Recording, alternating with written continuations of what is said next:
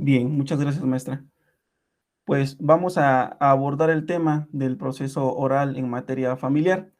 Este tema de gran relevancia, veremos algunos puntos importantes que va a contener o que más bien contiene nuestro temario de los subtemas también que contiene el tema central.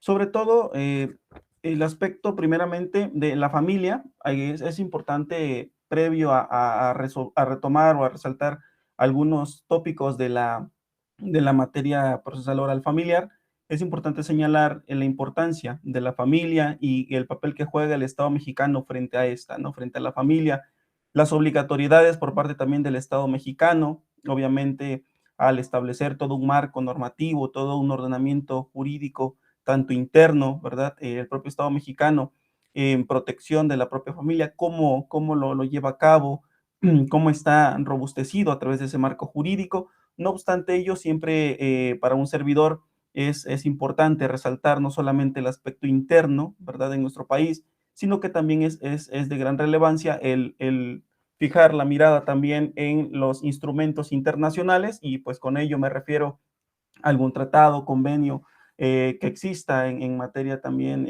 o donde se toque temas también de no solamente de derechos humanos, sino también incluyendo tópicos de la familia, ¿no? Y por qué el Estado mexicano tiene esta participación y esta obligatoriedad frente a dentro de nuestra sociedad, sobre todo en la familia. La importancia de este Código Nacional de Procedimientos Civiles y Familiares, un código único, ¿verdad? Un código, obviamente, que tiene aplicación o tendrá aplicatoriedad en todo el territorio nacional en materia civil y familiar. Es de gran relevancia el retomar este aspecto de estos antecedentes, cómo llega nuestro Código Nacional de Procedimientos Civiles y Familiares, la aplicación del mismo. Así también, si vamos a hablar de un aspecto procesal, pues no podemos dejar de lado el resaltar esos principios procesales, no solamente que pues podemos ya tener muy conocidos desde un punto de vista de un derecho procesal, ¿no? Sino también, por ejemplo, desde un aspecto que el propio Código Nacional, este Código Único procedimental en materia civil y familiar, también lo contempla en ese artículo séptimo. Los vamos a abordar cada uno de ellos, tanto de acuerdo al código y otros tantos como los que se ven, ¿no? Sobre todo en materia, muchas veces materia penal, algunos que sobresalen, los vamos a retomar, vamos a señalar esos principios para poder dar este plus, el por qué en esa parte procedimental es importante el resaltarlos, ¿no? El que los tengamos muy presentes en qué consisten cada uno de ellos. Obviamente, lo que es derecho, ¿verdad? Lo que son derechos para las personas que acuden ante estos órganos jurisdiccionales, ¿verdad?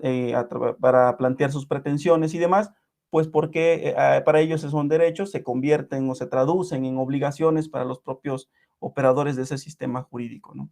Las etapas del juicio oral familiar, por supuesto, abordadas desde el punto de vista o desde la óptica del propio Código Nacional de Procedimientos Civiles y Familiares, ¿verdad? De forma muy genérica, muy amplia, vamos a señalar estas etapas que el propio código nos tiene a bien señalar. Así también consideré incluir dentro de este temario, pues bueno, los recursos con los que se cuenta o se tienen previstos en ese código que ya hemos comentado, ¿no? Entonces, es de gran relevancia el ir abordando estos subtemas, que si bien es cierto, de simple vista, pues tal pareciera que es un ABC, ¿no? De este proceso civil, de esta parte procesal en materia, sobre todo en esta situación, pues materia familiar, ¿no?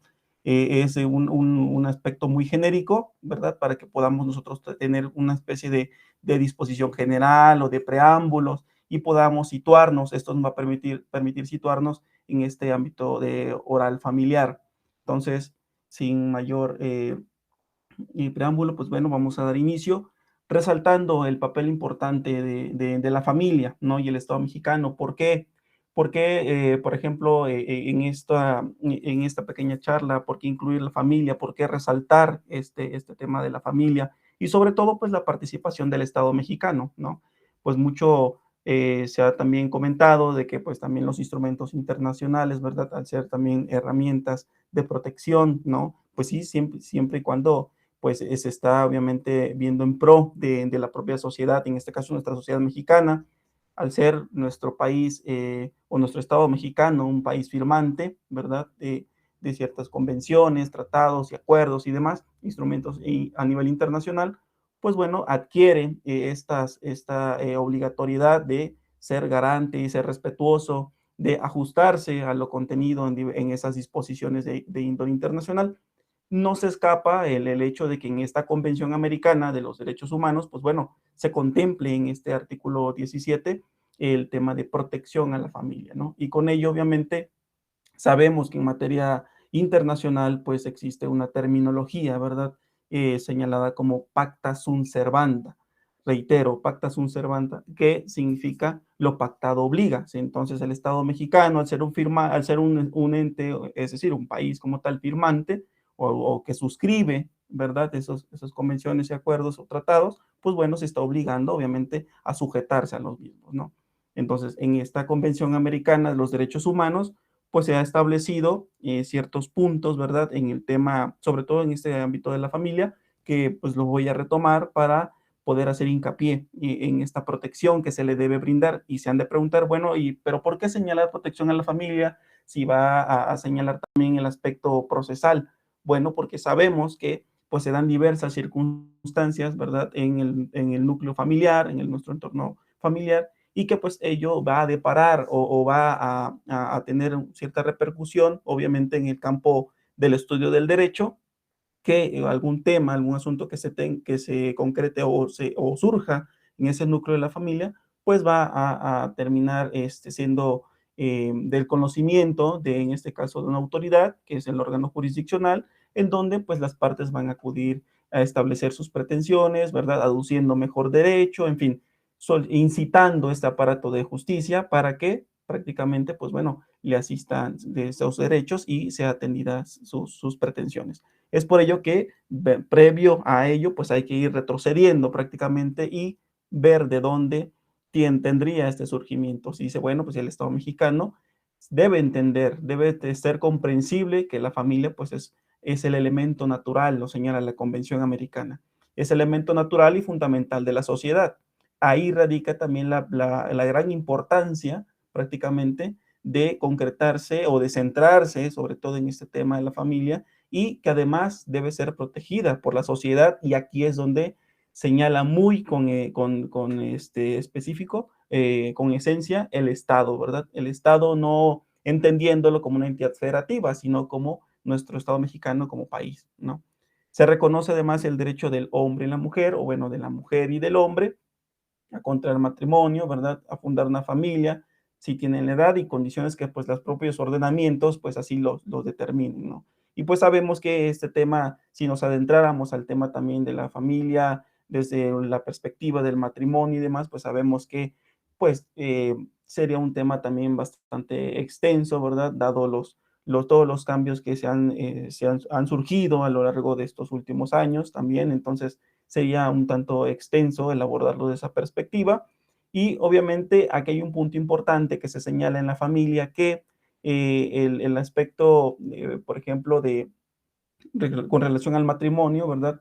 Señala algo importante, que siempre y cuando esas condiciones pues no afecten a un principio, ¿verdad? La no discriminación, sobre todo, que la propia convención así lo ha protegido, y pues sabemos que no solamente en la Convención Americana de los Derechos Humanos podemos encontrar el tema de no discriminación, ¿no? Sabemos que hay no solamente instrumentos internacionales, también nuestro propio ordenamiento interno, ¿verdad? Se encuentran previstas diversas disposiciones al respecto. El matrimonio, pues bueno, hablando dentro de este núcleo de protección a la familia o núcleo familiar, pues señala o hace hincapié en ese punto 3 del artículo 17, de que el matrimonio no puede celebrarse sin el libre y pleno consentimiento pues de esas partes contrayentes, ¿verdad? De forma también muy general, señalarlo así, las personas contrayentes sin hacer alguna precisión al respecto sobre quién contrae matrimonio y con quién, ¿no? Porque sabemos que obviamente hay disposiciones también ya que se han ido adecuando como es un deber ser del derecho, obviamente, adecuarse tanto a necesidades de la colectividad, y pues bueno, sabemos que es un tema también bastante amplio, ¿verdad? Los estados partes, es decir, estos estados firmantes, pues bueno, aquí viene una o radica una obligatoriedad, ¿verdad? Que es tomar medidas apropiadas para el tema de igualdad de derechos y sobre todo, retomando el tema del matrimonio, pues la responsabilidad debe estar en total, ser equitativo, ¿no? Esa responsabilidad de los cónyuges en ese matrimonio, si se diera la disolución del mismo, pues también adoptar esas disposiciones para, sobre todo para proteger, ¿verdad? A esos hijos que se hayan generado con motivo de, pues, de la unión de esas personas, ¿no? Y que, pues bueno, al señalar esto, ¿qué tiene que pensar el propio Estado mexicano? Al decir, bueno, la convención me está señalando la importancia de la familia, hace mención al matrimonio y de llegarse a haber una disolución que se debe proteger, ¿verdad? En este caso, pues también a los hijos. Entonces, ¿cómo tengo que hacer para darle cumplimiento a ello, ¿no? Si tengo mis disposiciones normativas, mi ordenamiento jurídico, ¿cómo lo incluyo? ¿Cómo lo establezco? ¿Qué medidas se pueden, puedo precisar o prever en las disposiciones, ¿verdad? ¿Qué materias se trata? Bueno, es materia familiar, ¿ok? En sí, ¿cómo soy garante? ¿A través de qué herramienta jurídica, ¿no? O normativa? Pues bueno, para ello prácticamente se emplea o se apoya en los ordenamientos jurídicos, ¿no? La ley debe reconocer iguales derechos, tanto a hijos nacidos fuera de matrimonio, así lo señala la Convención Americana al menos, como a los nacientes del mismo. Como vemos, son situaciones que, si bien es cierto, lo señala la Convención Americana, algunos aspectos que se pueden suscitar dentro de un núcleo familiar. Por ende, pues bueno, esto traído a nuestro Estado mexicano, pues sabemos que sin duda alguna se dan diversas situaciones que obviamente son atendidas por ordenamientos jurídicos, ¿no? Es ahí por eso donde radica esta importancia de que un servidor pues retomara estos temas, sobre todo desde el punto de la perspectiva internacional, para pues con ello prácticamente poder situarnos en el contexto de dónde puede retomar también el Estado mexicano su postura para proteger, ¿no? Ser garante de, en este caso, ese núcleo, ¿no? Como lo es la familia. Ya decía la propia convención que es un tema de tan relevancia, ¿no? Una gran magnitud. La propia Constitución Federal, pues también hace su precisión al respecto, ¿verdad? Al señalar que en nuestro artículo cuarto de esta Constitución Federal, que pues bueno, tanto la mujer y el hombre pues son iguales ante la ley, ¿verdad? Estas pocas palabras, así tan sencillos, ¿verdad? En pocas palabras, nos dan mucho, ¿verdad? En cuanto a lo que se encuentra aquí previsto. Tanto, en este caso, mujer y hombre son iguales ante la ley. Esta igualdad que se encuentra aquí señalada, ¿verdad? Sabemos también que son muchos los campos de aplicación, ¿no? Y sobre todo, ya si hablamos de un punto de vista procesal, ¿verdad? Si estas personas, obviamente, al ser partes en un procedimiento, ¿verdad? O en el juicio, pues sabemos que desde el punto de vista procesal, pues está la igualdad de las partes, ¿no? Igualdad también en cuanto a esa participación que tienen, el papel o el rol que desempeñan una u otra persona, ¿no? Esta protegerá, esta se está refiriendo a la ley prácticamente, protegerá la organización, uno, y dos, el desarrollo de la familia, ¿no? Ahí prácticamente también nos está señalando que la ley, pues bueno, va a ser esta herramienta a través de la cual, estas disposiciones, ¿verdad? A través de las cuales, pues va a tutelar, va a proteger, va a brindar, en este caso, las herramientas, las instancias, las autoridades, de las cuales, pues bueno, conocerán, ¿verdad? De los temas, sobre todo en la protección del desarrollo o con miras al desarrollo de la familia, a la organización de igual manera, pero siempre estableciendo, partiendo de esta igualdad, ¿verdad? Retomándolo desde un enfoque o desde un punto de vista del ámbito familiar, ¿no? Si bien es cierto, de forma muy literal, quizá este artículo cuarto de nuestra Constitución Federal, pues no nos está señalando, por ejemplo, la familia es el núcleo o es la base de la sociedad mexicana, por ejemplo, se me ocurre pensar. Quizá no me lo está señalando tajantemente, pero recordemos que obviamente nuestro derecho es también interpretativo, las disposiciones también son interpretativas. Primeramente señala esta igualdad, ¿verdad? De las cuales pues también el Estado mexicano se encuentra sujeto, obviamente, a dar ese cumplimiento y decir, bueno, pero ¿cómo va a dar ese cumplimiento? pues tanto en disposiciones, así también como en las instrucciones que las propias autoridades tengan, autoridades o bien órganos del Estado, ¿verdad? En cuanto a relación con la propia sociedad mexicana, ¿no? Esta protegerá en cuanto a la ley, cuando protege tanto a la organización de la familia, también el desarrollo de la propia familia, entonces significa que la ley va a incluir, ¿verdad? O va a establecer o prever dentro de sus disposiciones, pues todo lo que conlleve tanto al tema de la igualdad, así como a la base fundamental de nuestra sociedad, como lo es la familia, y esto nos va a llevar a qué?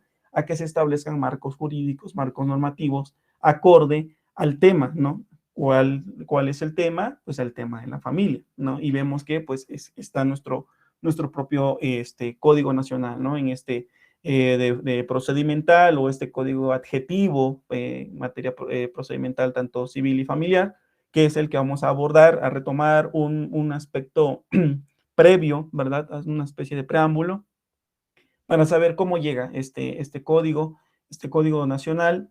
Y pues bueno, primeramente, pues desde el 7 de junio de 2023, pues bueno, se realiza o se lleva a cabo una publicación en el Diario Oficial de la Federación, ¿verdad? Del propio, en materia de procedimental, sobre todo en materia civil y familiar, ¿verdad?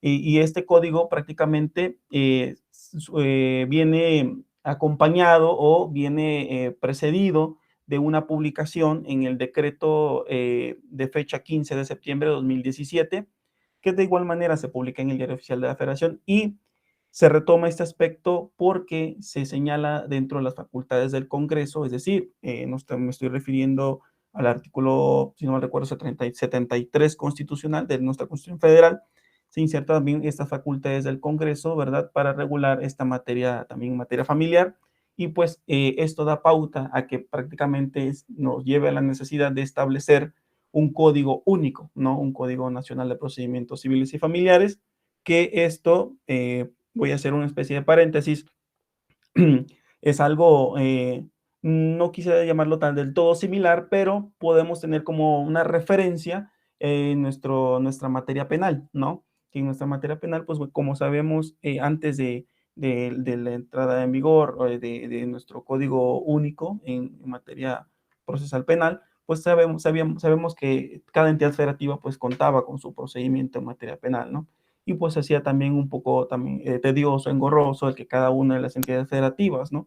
Y en este tema, o estos temas, como las materias civiles y familiares, pues bueno, dentro de la exposición de motivos, lo que nos vienen a señalar para efectos de lo que dan pauta o la necesidad que se da o que surge con motivo de que se implemente un Código Nacional de Procedimientos Civiles y Familiares, es sobre todo el evitar que en cada una de las entidades federativas pues se cuente con propias reglas procesales, ¿verdad? Sus plazos, señalar los criterios, términos, ¿verdad? Y sobre todo que muchas veces pues encuentran previsiones un tanto, o lo que está previsto en cierta entidad federativa pues es un tanto distinto, ¿verdad? A otra, obviamente, porque sabemos que cada una de ellas pues guarda ordenamientos jurídicos acorde obviamente tanto a sus necesidades de la sociedad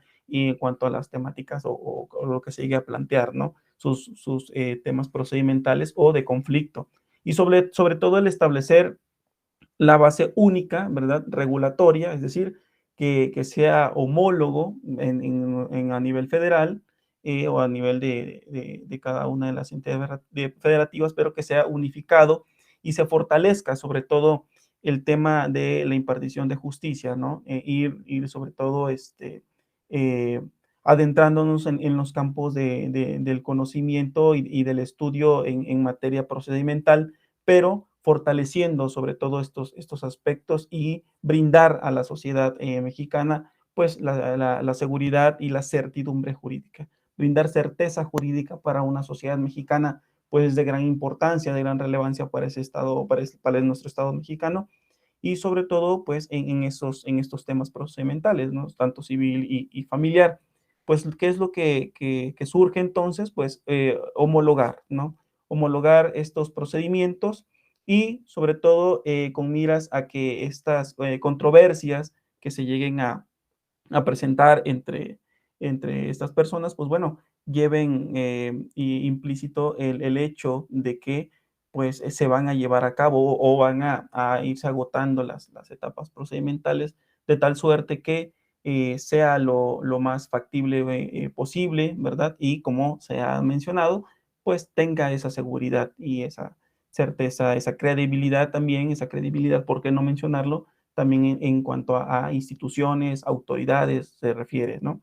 Los órganos jurisdiccionales también un papel importante que deben desempeñar, ¿no? Así lo considero y por eso lo señalo de esa manera como un deber ser, ¿no? Lo que debiera ser, tal cual, ¿no? Que sabemos que, si bien es cierto, a lo mejor se dan situaciones, ¿verdad? En las cuales no es el caso que se diera con una certeza jurídica o con esa confianza en la propia sociedad, pues son también situaciones que deben de atenderse, pero la idea central o estos motivos prácticamente que hacen que se unifique o se homologue un código adjetivo en esas materias, un código adjetivo pues es el hecho de que precisamente se dé un giro a este sistema de justicia y que sobre todo pues sea un aporte, ¿no? Abonarle también aspectos importantes que pues a la postre pues surja en pro, ¿no? Siempre en todo momento de la propia sociedad.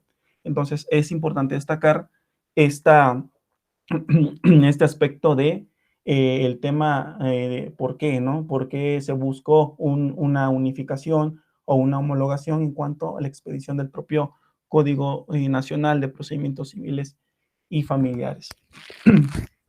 Bien, llegando al tema de principios procesales, sabemos que de antemano, pues, el aspecto procesal, permíteme, déjeme corroboro que se vea la diapositiva, porque muchas veces ok, sí se ve. Sí, se ve perfecto. Sí, gracias, maestra. Bien, retomando el aspecto procesal, sabemos que, pues bueno, eh, esta parte adjetiva, ¿verdad? Donde se va a encontrar prácticamente un paso a paso o unas etapas o secuelas, ¿verdad?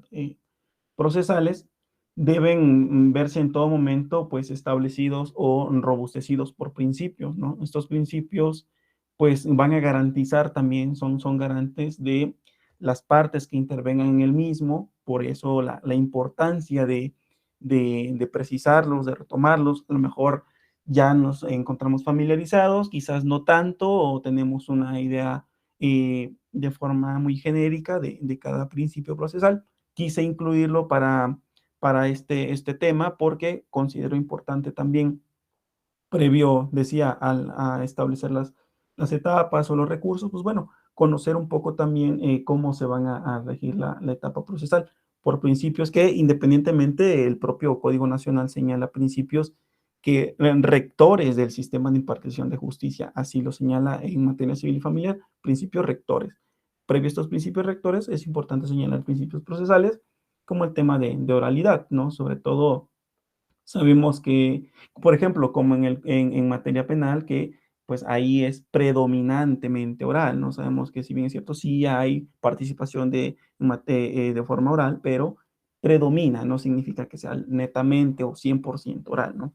En este tema, en estos temas de civil y familiar, sobre todo nos estamos situando el aspecto familiar, esta oralidad pues juega también un papel importante porque si bien es cierto, no está excluido, ¿verdad? No el tema oral, porque sabemos que esto oral en este campo de materia familiar es importante este tema de la oralidad, dado que en las audiencias, pues el desarrollo de las mismas, ¿verdad? Tiene mucha participación en el aspecto de oralidad. Y un ejemplo tan sencillo es el hecho, por ejemplo, de alegatos, por decir por hacer una mención, ¿no? Alegatos de apertura o de cierre, ¿verdad? Pues bueno, se emplea este tema de oralidad también. Entonces, no es otra cosa más que el hecho de hacer esta intervención, ¿verdad? De forma expresa, tal cual, con palabras, ¿verdad? Tanto llámese de argumentos, alguna postura, en fin, Entonces, de controvertir también, porque no lo referido por la otra parte o la contraparte, pues bueno, es importante este principio de la oralidad.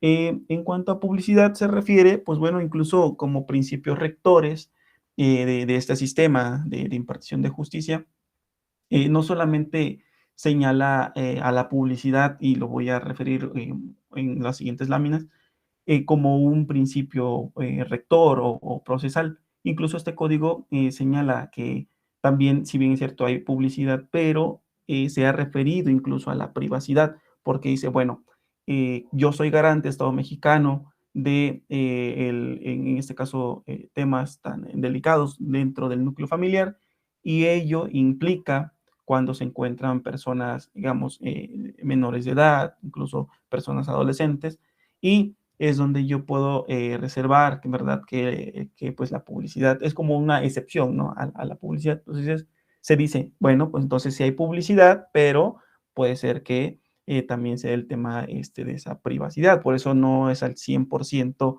señala el código que sea público, y eso lo voy a referir cuando llegue al tema de lo que señala ese artículo séptimo del Código Nacional con relación a los principios rectores, ¿no? Y pues bueno, si nos centramos a la publicidad, pues sabemos que publicidad implica que las audiencias, pues que a las audiencias puedan asistir, pueda asistir cualquier persona, ¿verdad? Y obviamente dentro de las audiencias sabemos que también deben de guardar el comportamiento debido, ¿verdad? Eso sí es un tema que hay que tener muy presente. El tema de la igualdad, ¿no? La igualdad de las partes, ya decíamos, no solamente como se señalaba en ese artículo cuarto constitucional, ¿verdad? De la igualdad del varón, de la mujer y el varón, sino que también llevado a un plano, decíamos, procesal, pues hay una igualdad, y es aquí donde radica como principio, ¿verdad? La igualdad de estas partes. ¿Y a qué se refiere en esta igualdad, no? Colocarse en un plano de igualdad, que pues bueno, que se cuente con los mismos derechos, ¿verdad? Esas cargas procesales, esa participación que se tenga en audiencias, las oportunidades que se presenten también en esas oportunidades procesales, pues bueno, quien va a ser una especie de mediador, o quien va a llevar la batuta prácticamente en las audiencias, pues será esa persona que funja como órgano jurisdiccional, ¿no? Entonces es quien presidirá las audiencias, y bien es cierto también lleva el control de las mismas, ¿no? Por ahí hay otros principios que es donde prácticamente se señala eso, precisamente, que será el órgano jurisdiccional el que al llevarse a cabo la audiencia, pues bueno, estará presente sin duda alguna, que es la inmediación, que lo voy a señalar también, y sobre todo el hecho de que se lleve a cabo una dirección procesal, ¿no? ¿Qué significa esto de dirección procesal? Que pues bueno, se confía al órgano jurisdiccional prácticamente la rectoría del proceso, señala el propio Código Nacional. ¿Qué significa ello? Que pues bueno, será la juez o el juez quien al presidir esa audiencia, pues bueno, tomará el control de la misma, ¿no? Y la intervención que tendrá cada una de las partes, ¿no? Es así como se llevará un orden, ¿verdad? Pues puesto que eso debe privilegiar sin duda alguna en las audiencias. Continuando con otros principios que es importante también señalar, decíamos la inmediación, ¿no? Y esto, digo, si lo enfocamos en un aspecto penal, y aplica también en estas materias el hecho de que el juez es prácticamente la jueza o el juez es quien preside la audiencia, es un sí o sí que ese órgano jurisdiccional se debe encontrar presente. No es el hecho de decir, secretario, va a atender el secretario o la secretaria, o el secretario va a atender la audiencia. No, es un sí o sí que esa persona va a tener que encontrarse en audiencia presidiéndola, será quien dicte la resolución, ¿verdad? En el momento oportuno, cuando así lo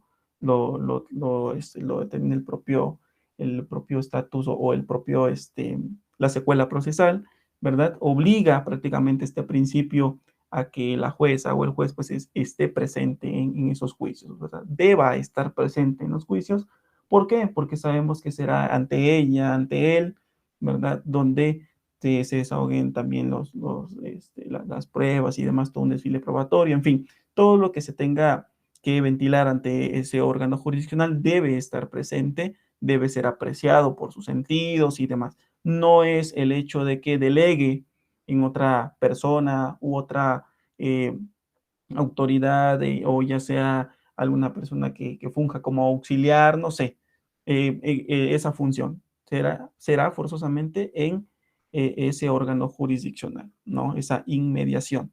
Eso también sirve como una garantía, ¿verdad? También, reitero, la parte de certeza, ¿verdad? Certeza jurídica para las partes, ¿no? El decir, bueno, está un órgano jurisdiccional presidiendo esa audiencia, no es otra persona, una persona diversa, ¿verdad? La que me va a escuchar o ante la quien voy a establecer mis argumentos, mi postura, mis pretensiones, en fin, no, es prácticamente ese órgano establecido para ello, prácticamente, ¿no? La contradicción, retomando el aspecto de igualdad procesal, ¿verdad? Ya decíamos, en esta contradicción, pues estas partes intervinientes tendrán derecho a oponerse, ¿verdad? Sobre todo, pues en los planteamientos, en las posturas de la contraparte, ¿no? De la parte contraria. Y sobre todo, nos va a servir también para incidir, ¿verdad? En cuanto a la otra persona se refiere en nuestra contraparte. ¿Por qué incidir? Porque, pues bueno, esta especie de contravención o contradecir o controvertir, más bien es la terminología, contravertir lo que la otra parte señala, pues también nos permite influir en el ánimo del juzgador. ¿Qué significa esto? Que pues bueno, es nuestro derecho, ¿verdad? A defendernos, a contar incluso con una defensa, sí, pero también es importante señalar que bien sea estableciendo los propios argumentos, presentando documentales, por ejemplo, haciendo el uso de la voz, en fin, son muchas las formas en las que podemos llevar a cabo este principio, ¿verdad? Materializar este aspecto de la contradicción. En cuanto a dirección procesal se refiere, ya decíamos, quien preside las audiencias, pues es el órgano jurisdiccional, ¿verdad? Para señalarlo de una forma muy general, es el órgano jurisdiccional quien preside las audiencias y sobre todo que el juez se vuelve otra vez el director, ¿verdad? Él dirige esa, esa audiencia, ¿no? Y pues bueno, él será quien lleve la batuta, decíamos, quien vaya haciendo que la audiencia se torne muy, sobre todo con un ámbito de respeto para empezar, con orden, sobre todo, ¿por qué? Porque también otorgará el uso de la voz, ¿verdad? Estableciendo las participaciones o las intervenciones de cada una de las partes. Entonces, es una forma, por eso dice la dirección procesal, el rumbo que toma esa audiencia, ¿no? Ese proceso también, pues sobre todo descansa en ese órgano jurisdiccional y esto a dónde nos va a llevar, pues bueno, hasta que al final de la parte procesal, pues se llegue al resultado final, que es la emisión de una sentencia, de una resolución, ¿no? Como principio procesal. Ese impulso procesal, ¿verdad? Significa que si bien es cierto, ya hemos mencionado que el órgano jurisdiccional es un tanto dinámico porque obviamente debe estar muy en activo porque va dirigiendo el rumbo, la dirección de las audiencias, tiene que pensar un poco más allá y en esta resolución de los asuntos también el hecho de que las partes tengan intervención o puedan solicitarle cierta o puedan formularle alguna petición, ¿verdad? Él a su vez, o ella o él, la jueza o el juez, pues bueno, tendrá también la determinación de poder resolver esa petición, ¿no? Si hay lugar o no esa petición, esto es una parte de impulsar procesalmente las secuelas, ¿no? Procesales o las etapas a seguir, ¿no? El aspecto de preclusión, sabemos que en el materia procesal, pues se manejan o se tienen las terminologías, tanto lo que es términos y sobre todo el hecho de que se debe dar cumplimiento, ¿no? En los plazos y en los términos que así lo señalen las disposiciones normativas. Sobre todo porque esto va a permitir que se pueda o bien extinguir, ¿verdad?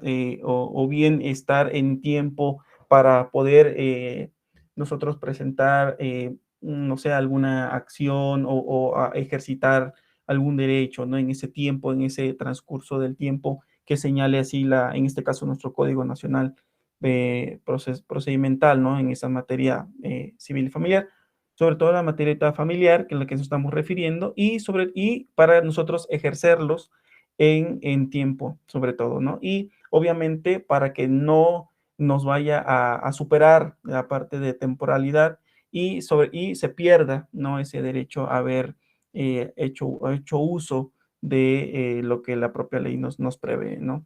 Prácticamente es lo que nos señala la parte del principio procesal de preclusión.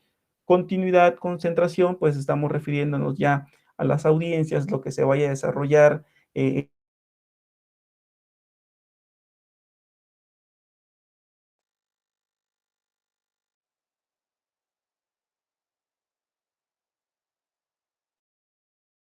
que se vaya a desarrollar en las mismas y así se va a lograr que se acorten los tiempos, ¿no? Y obviamente el proceso pues vaya a concluir con celeridad, ¿no? Y es lo que nos viene a señalar tanto continuidad y concentración como principios procesales. Esto, reitero, no se aparta o no debemos dejarlo de lado a lo que el propio Código Nacional también señala, ¿no? Esa es una cuestión que por ende ya ese código así lo establecido en ese artículo séptimo, y que pues bueno, lo voy a presentar ahorita en cuanto a las etapas, previo a ello, perdón, de las etapas, los principios rectores. ¿Dónde los encontramos? Decíamos en ese artículo séptimo del Código Nacional de Procedimientos Civiles y Familiares. Por eso lo abrevié ahí en la lámina, si se han de preguntar, ese es el código. Me refiero al código ahí. ¿Y qué señala el código dentro de esos principios? Si son varios, ciertamente establece un fraccionado de principios, señala 17 principios, para ser precisos. Dentro de ellos está el de acceso a la justicia. Sabemos que, pues, bueno... Perdón, abogado, el séptimo... ¿Mande? Permítame. Perdón, abogado, dijo código séptimo, ¿verdad? Séptimo, sí, séptimo, por favor. Sí lo tenemos ahí visible. Sí, ya lo vi, abogado, gracias. No, para servirle. Sí, en ese artículo séptimo, vean, nos señala, decíamos, un fraccionado son 17 fracciones, señala diversos principios que van a regir, o que rigen, no que van a regir, que rigen ese sistema de impartición de justicia en estas materias, ¿no? Civil y familiar. Señala el de acceso a la justicia. Sabemos que este derecho, ¿verdad? Bueno, es que lo señala como un principio. Sabemos que todas y todos tenemos este derecho de acudir, ¿no? Ante las instituciones, ante las autoridades, ¿verdad? Porque por eso es que hasta autores, hay quienes dicen incitar, ¿no? A este aparato de justicia y demás. ¿A qué se refiere? A que, pues bueno, acudo ante la autoridad, ¿verdad? Cuando dicen incitar es porque llevo mi pretensión, ¿verdad? Tengo un tema, obviamente, que voy a hacer del conocimiento de la autoridad, ¿no? En este caso es materia familiar, y dice, bueno, acceso a la justicia, formular una pretensión jurídica, ¿no? En este caso, pues ya decíamos, de carácter familiar, y que pues voy a formular también esas peticiones, ¿no? Pues bueno, aquí vienen ya otros temas dentro del ámbito también familiar, por ejemplo, si es competente, la competencia de esa autoridad en conocer del tema y demás.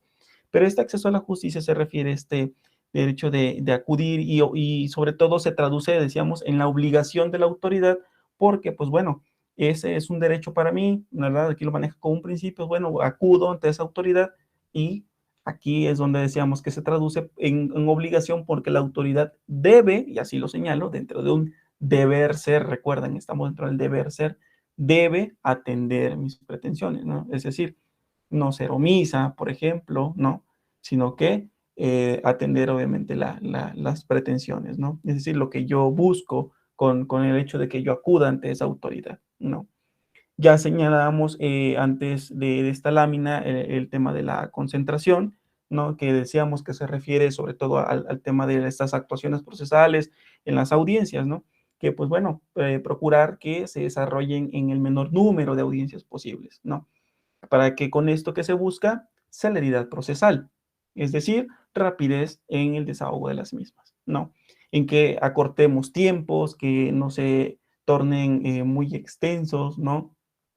Y ello pues también va a generar pues mayor certeza, decíamos, mayor confianza, ¿por qué no? También en la sociedad mexicana el hecho de decir, bueno, pues sí, se está avanzando, ¿no? En el sistema de justicia, ok, se están acortando los tiempos, bueno, ya es ventaja. Si hay predominancia en el aspecto de oralidad, pues bueno, ya mínimo ya no hay tantos, digamos, volúmenes en cuanto a expedientes, tomos y tomos, pues bueno, ya es un poco más acortando, ¿verdad? Más limitado, pues bueno, ese es como que ir abonando, ¿no? En la materia también procedimental, de hecho es lo que se busca, ¿no? El aspecto de colaboración, este principio de como tal de colaboración se aborda desde una perspectiva que propicie acuerdos conciliatorios. ¿A qué nos estamos refiriendo? Que la colaboración significa que se busque que entre las partes más allá que se llegue como tal a entablar o a presentar un litigio, ¿verdad? O que sea a ir agotando las etapas del juicio oral, es como hacer una invitación prácticamente, veámoslo así, ¿no? Es decir, bueno, para no hacerlo tan engorroso y tan extenso, quizá por mucho que se quiera acotar los tiempos, mejor llegar a una conciliación, ¿no? Es lo que se busca de inicio, ¿no? De entrada, si así lo permitiera, obviamente, y si las partes tuvieran a bien sujetarse a ello, ¿no? Eso sería fabuloso, estaría bien, digo, se acortaría, ¿no? Todo, muchas situaciones ahí. El aspecto de la continuidad, que pues bueno, también se refiere a las audiencias que dice, se deben de llevar de forma ininterrumpidas, ¿verdad? Y obviamente esto significa que no se aplacen los tiempos, es decir, bueno, pues se va a suspender y se reanuda hasta tal fecha, quizá, no en decir de tal horario, sino que fecha incluso. Se busca, volvemos al tema, generar tiempos más cortos, ¿no? Con ese tema de la continuidad, porque si deben ser ininterrumpidas, es decir, tanto lo que decía la concentración, ¿sabes qué? En una audiencia desahogar lo más que se pueda, ¿no?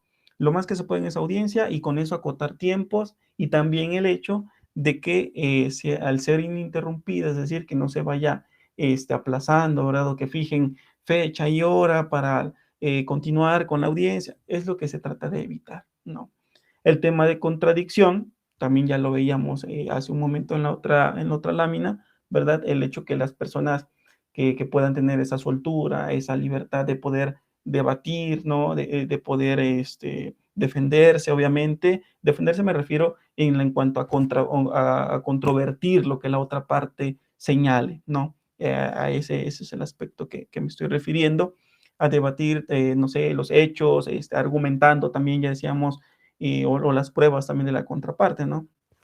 La dirección procesal, ya decíamos que como rectoría del proceso, pues es el propio órgano jurisdiccional quien se encuentra prácticamente ahí a la cabeza en esa audiencia, ¿no? Encabezando esa audiencia y pues dirigiendo, ¿no? Estableciendo las participaciones o las intervenciones, como le queramos denominar, de cada una de las partes, ¿no?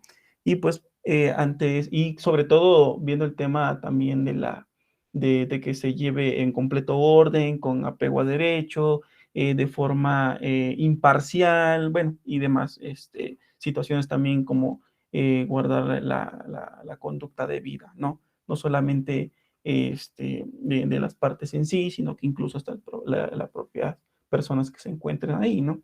Y dentro de los principios también se encuentra la igualdad procesal. Ya hablábamos de la igualdad procesal, incluyendo desde un trato igualitario, incluso hasta señalar el aspecto de que sea también respetuoso, sobre todo que en el tema de familia no nos olvidemos, y eso sí hay que tenerlo muy, muy presente, de que pues bueno, muchas veces hay temas en los cuales hay personas menores de edad de por medio, obviamente, ¿no? Y esta igualdad procesal se refiere precisamente a un mismo trato, a tanto oportunidades, derechos, cargas procesales y demás. Y también se incluye un aspecto de no discriminación, también lo mencionábamos hace rato. ¿Por qué? Porque muchas veces también se ven involucrados, decíamos, niñas, niños, ¿verdad? Adolescentes.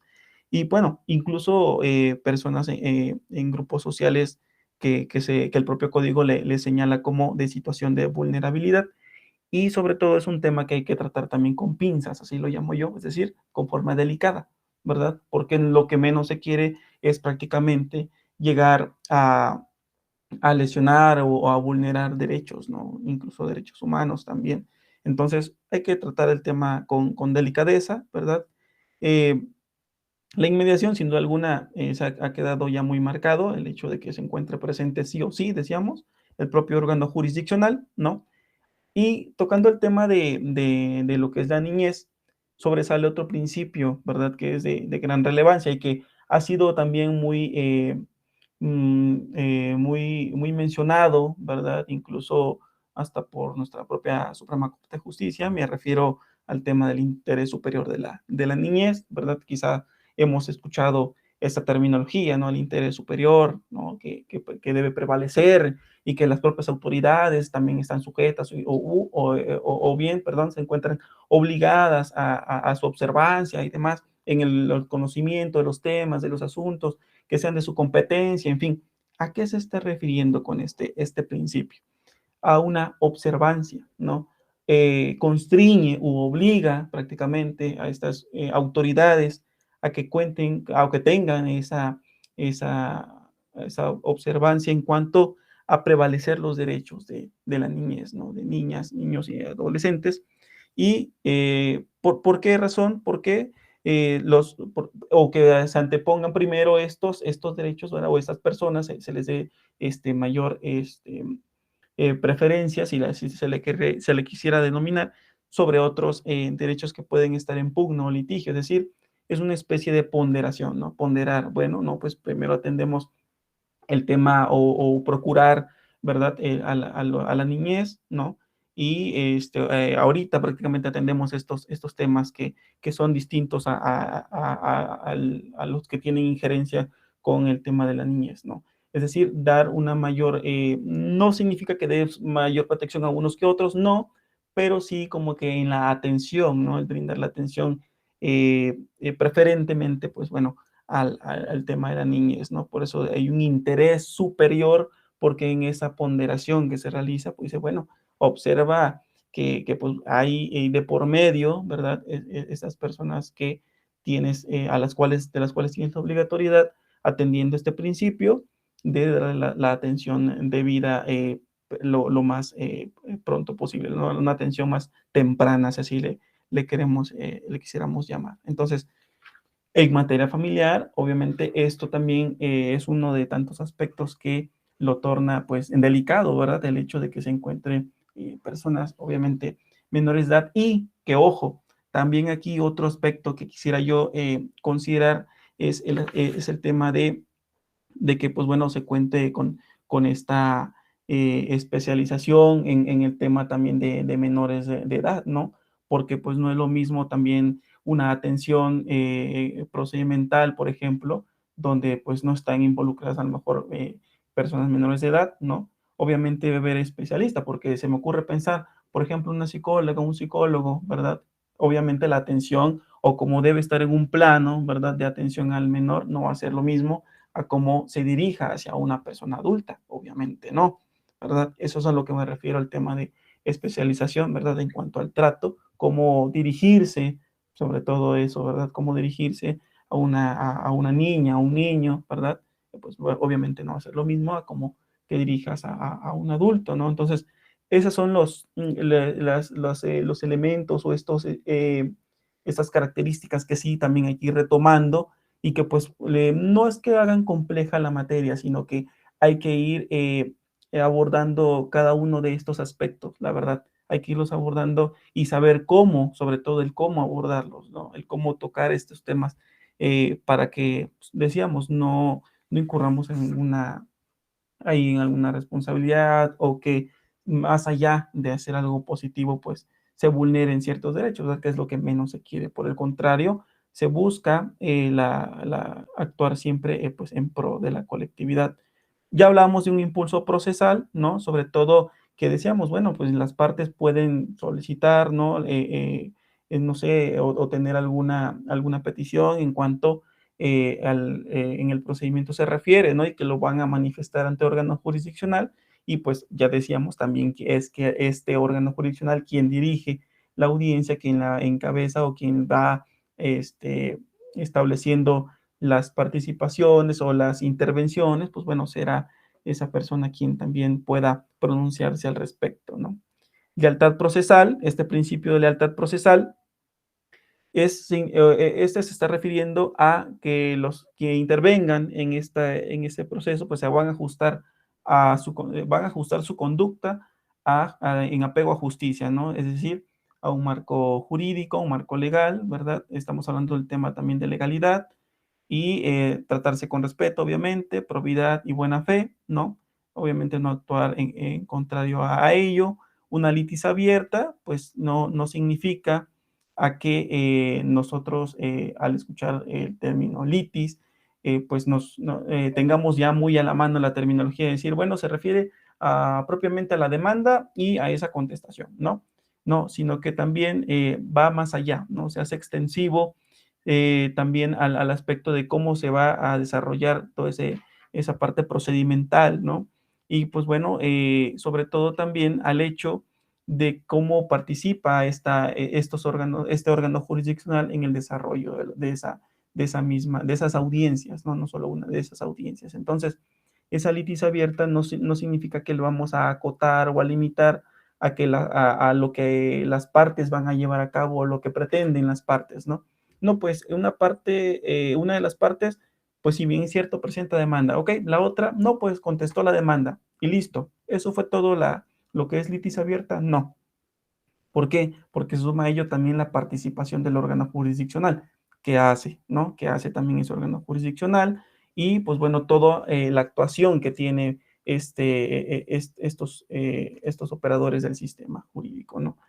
El tema de oralidad, ya decíamos, se desarrollan pues obviamente audiencias orales, ¿verdad? La participación luego que la propia juzgadora o el juzgador tiene a bien ir estableciendo incluso hasta por tiempos, ¿no? Vamos a ver que incluso en algunos momentos procesales le señala, ¿no? A las partes, ¿sabes qué? 10 minutos, tienes la intervención, presenta alegatos de apertura, listo, 10 minutos para alegatos de cierre, ok, hasta hay tiempos que van marcando para intervención, ¿no? Y es donde a través de la argumentación, que es un tema también muy importante, que los abogados deben manejar este aspecto de la argumentación jurídica, ¿verdad?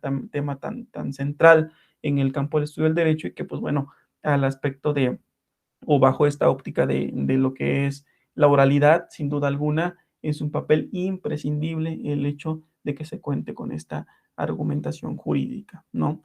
Perspectiva de género, ojo con este tema, cuidado con este tema de perspectiva de género, ¿verdad? Ahí también yo diría o yo sumaría a este aspecto de perspectiva el tema de inclusión, ¿no? Ser también cuidadosos, tener esta cautela en cuanto a inclusión se refiere, ¿verdad? Sabemos que hoy por hoy, pues bueno, ha sido un gran cambio en nuestro contexto social y pues bueno, siendo respetuosos de los mismos, ¿verdad? Y que nuestro propio derecho se ha ido ajustando a temas de gran magnitud, es importante que como no solamente los operadores del sistema de justicia, sino que también llámese como abogados postulantes, ¿verdad? Y demás, que tengan participación en este sistema de impartición de justicia, pues se tenga presente este principio, el de perspectiva de género, y comento, yo también diría el tema de inclusión, ¿verdad? ¿Por qué? Porque aquí con este principio señala el Código Nacional, se busca eliminar las causas de opresión de género, ¿no? ¿A qué se está refiriendo? Dice el código, pues bueno, se refiere a la desigualdad, ¿no? A esa injusticia, a una jerarquización. ¿Por qué jerarquización? Porque dice, es que tal pareciera, ¿no? Señala el propio código que que establecen en un plano, ya bien sea a la mujer, al hombre y demás, siendo que, pues bueno, se debe promover esa igualdad más allá de establecer jerarquización, ¿no? Es lo que está estableciendo con este principio de perspectiva. Y decía yo el tema de la inclusión porque, pues bueno, esto que nos lleva, esto estaría como sería la parte de también no discriminación, ¿no? Por eso digo, este tema de la inclusión, el ser cuidadosos al momento de hacer estos señalamientos, ¿verdad? Ser también muy puntuales al momento de señalar cuando nos refiramos a ciertas personas, ¿no? El hecho de que podamos nosotros también emplear no solamente la perspectiva de género, sino que un lenguaje también incluyente, ¿no? La preclusión ya la veíamos, ¿verdad? Atiende a tiempos, a temporalidades, a términos, a plazos, ¿verdad? Bien sea un lapso de tiempo comprendido de un punto a otro, ¿verdad? Un plazo, es decir, un lapso de tiempo comprende tal punto dentro del término de tanto, o dentro del plazo de tantos días, ¿ok? Dentro del, puede ser cualquiera de esos días, dentro del plazo el término de tanto, bueno, tendrá que transcurrir esos días al número tal del día, ahí, bueno, ok, estamos atendiendo a tiempos que la propia ley nos señala para nosotros poder llevar a cabo ciertas actuaciones, ¿no? Y debemos de obviamente sujetarnos porque si se nos pasa ese tiempo y ya no actuamos, perdimos ese derecho de habernos, llámese pronunciado, interpuesto, lo que la propia ley nos establezca, ¿no? Y lo vamos a ver, por ejemplo, en los recursos, ¿no? ¿no? A lo mejor se interpondrá dentro del plazo de 3 días. Y si yo no lo interpongo, pues bueno, ¿y ahora qué hago, no? ¿Sí me explico? Entonces, ese principio de preclusión se refiere a ese ejercicio de derechos procesales que se tiene, que en este caso, el propio código, pues nos va marcando los tiempos, ¿no? Eso sí es que tener también mucho cuidado en cuanto a los tiempos que nos va señalando el propio ordenamiento. Y pues bueno, hablamos de audiencias y decíamos, bueno, son la publicidad o el tema de privacidad o cómo es este tema de las audiencias. El Código Nacional, precisamente, pues en las dos últimas fracciones de estos principios, pues ha señalado, ¿no? Que atendiendo al principio de privacidad, señala que en la materia familiar el acceso a las audiencias queda reservado a las partes y a quienes deban comparecer. Tal parece que aquí es exclusividad de quienes únicamente son parte en esas audiencias, nada más a esas personas las cuales tienen relación con el tema que se está tratando, con el tema que se está ventilando. Eso es lo que de primera impresión, así el propio código señala en materia familiar. ¿Por qué lo señalo yo así? O lo reitero, en materia familiar el acceso a las audiencias, y así viene redactado en el código, queda reservado a las partes y a quienes deban, fíjense, no señala a quienes puedan comparecer, es a quienes deban, es un sí o sí, quienes deben comparecer conforme a la ley, ¿no? Pero en la publicidad señala que en materia civil, ¿no? Es muy distinto. Privacidad, materia familiar, publicidad, materia civil. Las audiencias serán públicas, ¿verdad? Oiga, pero ¿por qué privacidad en materia familiar, por ejemplo, y que queda reservado a las partes? Decíamos que el tema aquí de sensibilización o el aspecto más sensible aquí en la materia familiar cuando intervienen quienes, ¿no? Sabemos que hay personas, ya decíamos hace un momento, de las cuales pues hay que tratar con mucho más sutileza, ¿no? Con más delicadeza. ¿Por qué? Porque obviamente lo que menos se quiere es vulnerar esos derechos. Y esto va de la mano con el interés superior de la niñez. Recuerden, entonces hay que tener presente que una cosa prácticamente te lleva a la otra. Y entre principios, yo a lo que, bueno, un servidor puede apreciar en cuanto a estos principios, que hay una interconexión o una interdisciplinaridad, una interdependencia entre ellos, ¿verdad? Yo así bajo mi perspectiva, yo así lo puedo señalar. ¿Por qué? En esa publicidad incluso, en el tema del principio de publicidad, perdón, se señala también que incluso por propio manejo la propia información o el tema del manejo de información, también le recae el hecho de que se tenga cuidado en la protección de esos datos personales, ¿no? Esa transparencia de acceso a la información, sí, pero obviamente con esas reservas, ¿no? Dice, bueno, si bien es cierto, yo determino o yo establezco aquí en este código que hay publicidad en esa materia civil, pero ojo, también hay que señalar que esto no implica que prácticamente se divulgue, ¿verdad? Toda la información, ¿no? No, sino que obviamente se debe ser cauteloso en el manejo de la información y por eso se señala estos temas de que se ajuste o se debe ajustar o bien se debe observar lo establecido por la Ley de Protección de Datos Personales, transparencia, acceso a la información pública, ¿no? Porque, porque decíamos que estos temas, esta información que se maneja, perdón, en las audiencias, pues también no deben de estar como que en manos de cualquier persona, ¿no? También nosotros tenemos el derecho que cómo se va a manejar la información que nosotros proporcionemos, ¿no? Y pues bueno, estos principios son los que señala el propio Código Nacional de Procedimientos Penales, Código Nacional de Procedimientos Civiles y Familiar, Civil y Familiar, Código Nacional de Procedimientos Civil y Familiar.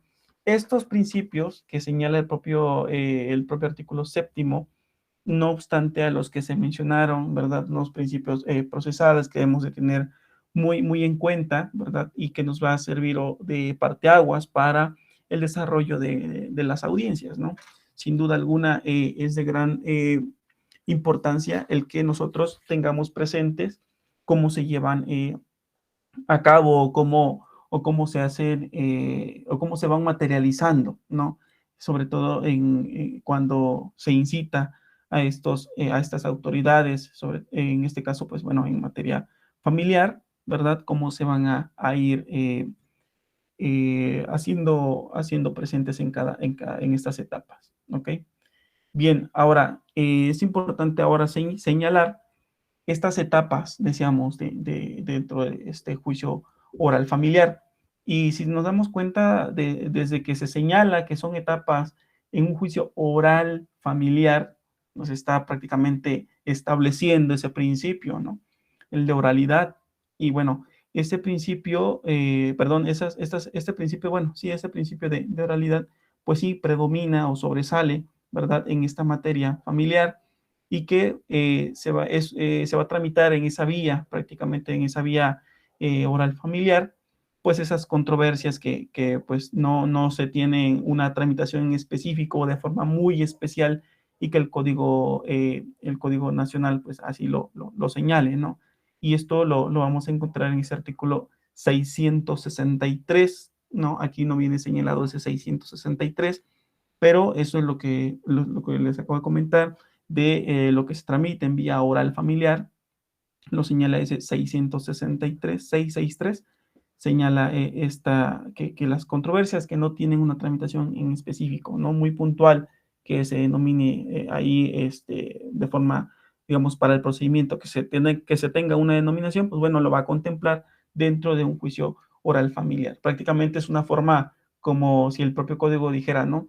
En automático o de forma automatizada, lo que no tenga un procedimiento tal cual en específico, en esencia, pasa a tratamiento o a desarrollarse dentro de un juicio oral familiar, ¿no? Y ya en el artículo 600, en el 664, ya viene a establecer, ¿no? Ya cómo se va a ir desarrollando estas etapas del juicio oral familiar y señala que pues las partes deben presentar desde la primera actuación las documentales donde soportan esa pretensión, es decir, lo que quieren, ¿no? Esa acción prácticamente, ¿no? Y ofrecer también medios de prueba que ellos estimen, que esa parte estime oportuno, ¿no?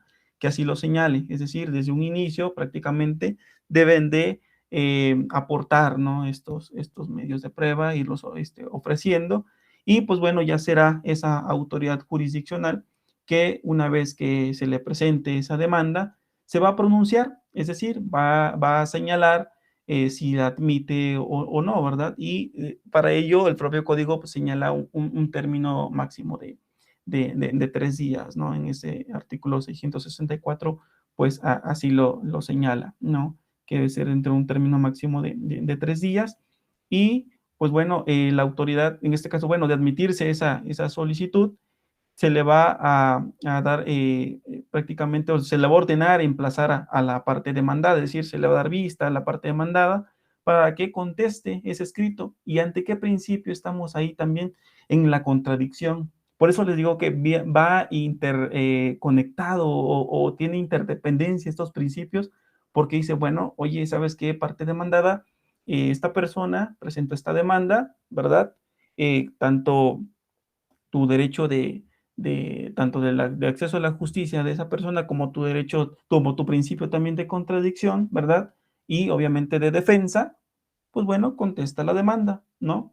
Para ello, ¿verdad? Dice persona, para que conteste por escrito o comparecencia dentro del término de 9 días, ¿no? Dentro del término de 9 días, pues da respuesta, prácticamente contesta esa demanda y dice, pues bueno, dentro de este mismo, donde te hago conocimiento que hay una demanda o bien a la que puedes tú comparecer y dar respuesta a ello, también te señalo que tienes derecho a designar un mandatario judicial y señalarte que la posibilidad de contar con servicios gratuitos de defensoría pública. El punto aquí es que no dejar a esa persona en estado de indefensión, ¿no? Es decir, bueno, oye, da respuesta, sí, defiéndete prácticamente. Digo, no le está señalando así el Código Nacional. Es un aspecto que yo sí lo estoy mencionando, ¿verdad? El punto es que, obviamente, yo, autoridad, órgano jurisdiccional, haga válido este principio al que tú te debes ajustar o te puedes ajustar, que es la contradicción. Para mí, ya decíamos, es una obligación. ¿Cómo lo hago valer? Pues bueno, ¿sabes qué? Pues te envío o te notifico prácticamente que hay una demanda, ¿verdad? Y que te están señalando a ti como parte contraria de ello y pues bueno, defiéndete prácticamente y si no, pues bueno, yo aquí tengo también defensores públicos, ¿no? Digo, palabras más, palabras menos para que quede un poco más comprendido, ¿no? Este tema. Y en todo momento prácticamente señala el propio código como una parte de garantizar esta defensa, señala que en todo momento pues las partes deben contar con una defensa técnica efectiva y que tratándose de asuntos que afecten derechos de la niñez o la infancia, la defensa será especializada, es a lo que me refería, que deben tener esta especialización, ¿no? Deben ser conocedores del tema, pero donde tenga implicación o tenga participación personas menores de edad o adolescentes, ¿no? Ahí se está señalando ese derecho de una defensa técnica que sea adecuada, además especializada, si fuera el caso, por el tema de las personas menores de edad, ¿no? Ahora, se señala también que el juez, pues bueno, va a exhortar a esa conciliación. Ya decíamos también, dentro de esos principios señalamos que primeramente, antes de que diga, sabes que van a agotar las etapas y demás, concilien. Prácticamente el órgano jurisdiccional dice, bueno, pues mejor concilien, ¿no? Y que digan las partes, no, es que nosotros queremos agotar las etapas, yo no quiero conciliar, ok. Lo principal o lo primordial es primero, perdón, lo primordial o el paso que da este órgano jurisdiccional es decir, concilien, ¿no? Lo que se busca es evitar, decíamos, tanto que se extiende en cuanto a ir agotando las etapas, ¿verdad? Esto se traduce como una tipo también economía procesal, pero bueno, eso queda a expensa de las partes. Si deciden ajustarse o acceder a que se lleve a cabo este tema de conciliación, pues bueno, sería una forma más corta o de celeridad de estas etapas, ¿no? Evitar todas esas etapas procedimentales. ¿Qué pasa entonces? Ya le dieron vista a la parte contraria, ¿verdad? Para que conteste. Dijo el juzgador, ¿sabes qué? Pues contesta tu demanda. Ya la contestó, ¿verdad? Se le da vista otra vez a la parte actora, así lo señala el propio código. A ver, parte actora, bueno, ya contestó la demanda. Te doy 3 días, manifiesta lo que tu derecho convenga, prácticamente. ¿Qué le está diciendo? Pronúnciate. Ahora tú qué me dices, ya contestó, ahora tú qué me dices prácticamente, parte actora, ¿verdad? Una vez que ya se pronuncie o no esta parte, pues bueno, transcurre el plazo que establece dentro de esos 3 días, volvemos al tema de los tiempos, ¿verdad? Que el propio código señala, pues va a señalar el propio órgano jurisdiccional fecha y hora para que se lleve a cabo una audiencia. ¿De qué tipo? Dice preliminar, ¿no? Que tendrá verificativo dentro de los 15 días siguientes, ¿verdad? Que se pronuncie y diga, bueno, dentro de los 15 días siguientes se va a llevar a cabo esta audiencia preliminar. Ojo, esta audiencia preliminar, dentro de esta misma audiencia, bueno, sobre todo dentro de esta audiencia preliminar, establece dos etapas. Esta misma audiencia son dos etapas. Uno, una junta anticipada. Dos, la audiencia preliminar propiamente dicha. Para mí, digo, para un servidor, no así lo señala el código, este es un aspecto que yo así lo considero también, es una situación como si fuera una especie de actos preparatorios, ¿no? A lo que es el juicio como tal, como si van preparando lo que se va a llevar a cabo ya en el desarrollo de la audiencia propiamente dicha. ¿Por qué? Porque ahorita, digo, yo así lo señalo, pero ahorita lo vamos a materializar el por qué yo lo señalo de esta manera, como si fuera preparatorio. Porque vean, la primera fase, ya estamos en esta audiencia preliminar, ¿ok? Ya vimos que presentó su demanda, contestó la demanda la contraparte, ¿ok? Ya se fijó fecha de esa audiencia preliminar. Hay dos etapas en esa audiencia o dos fases en esa audiencia. Una, la junta anticipada. Y se han de preguntar, bueno, ¿y para qué esa junta anticipada? Como que, ¿qué voy a llevar a cabo ahí o de qué se va a tratar? Pues bueno, en el artículo 672, repito, 672 de ese Código Nacional de Procedimientos Civiles y Familiares, señala primero, bueno, también un fraccionado, son 4 fracciones, y que en esa junta anticipada se va a llevar a cabo que, uno, el intercambio de información y de pruebas entre las partes. ¿A qué nos está llevando eso? Igualdad de las partes. No. Se encuentra en un plano de armas. Oiga, pero no estamos hablando de fuego, ¿verdad? No. Armas procesales. No. ¿A qué se refiere? Oye, pues yo cuento con esta información, oye, yo cuento con estas pruebas, ¿verdad? Entre las partes, ok, hay igualdad. Lo que tiene una de las partes lo va a tener la otra. ¿Y qué va a permitir esto?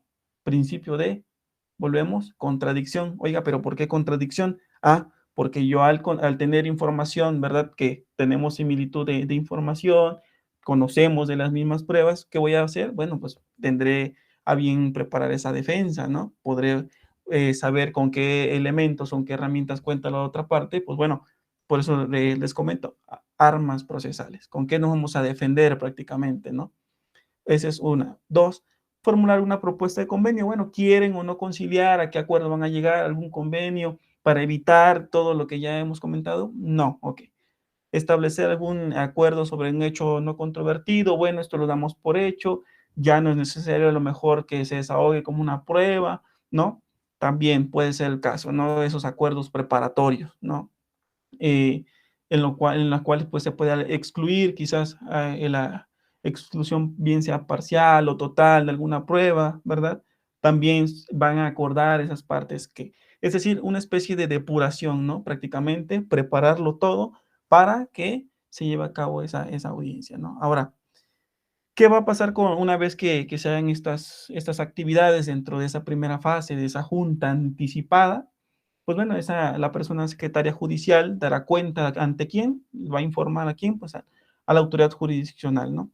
Es decir, ¿sabe qué? Pues bueno, de esta junta que se tuvo, ¿verdad?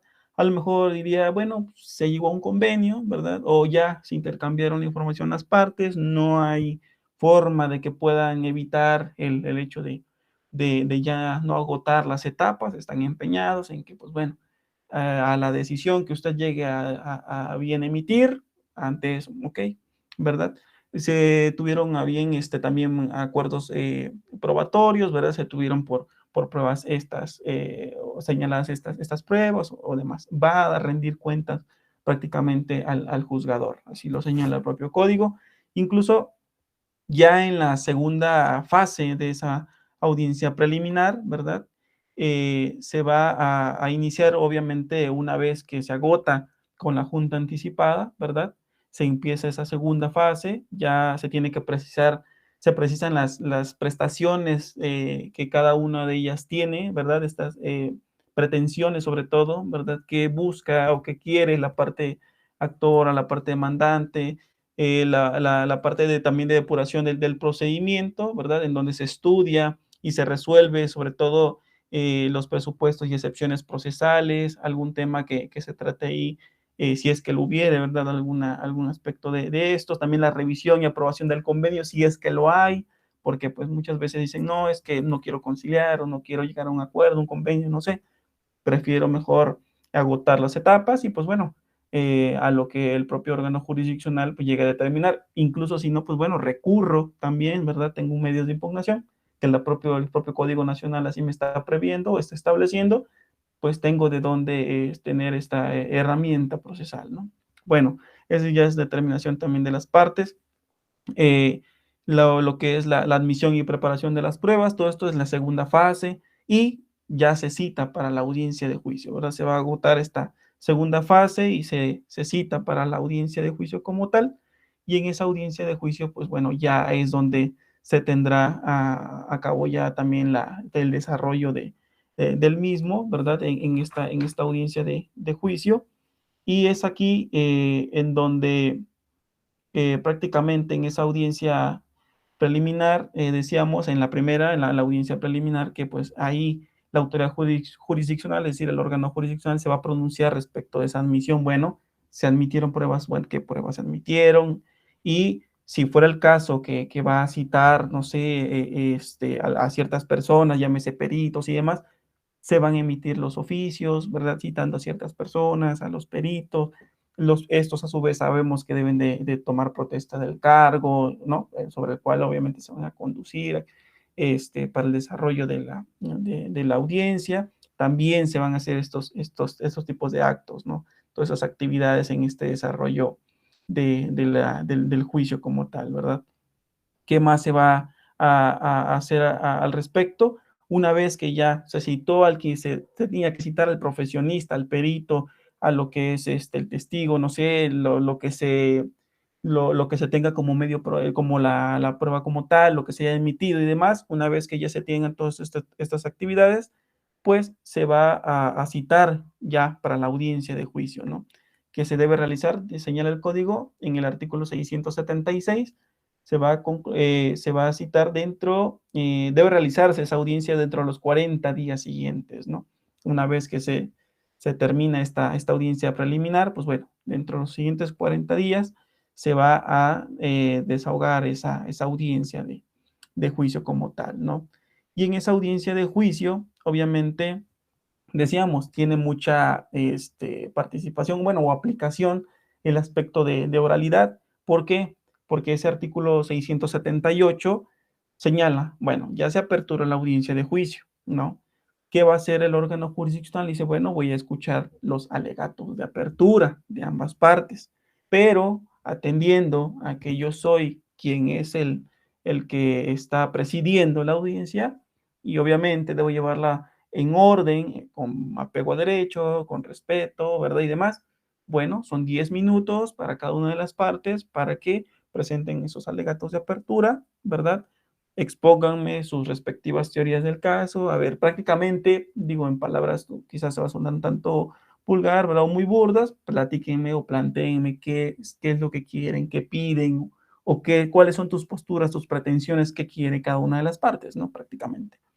Señala el orden para el desahogo de las pruebas también, la propia autoridad jurisdiccional, ¿verdad? En qué orden va a ser este desfile, pero va a decir cada una cómo van a ir desahogándose en ese orden, cómo van a ser desahogadas.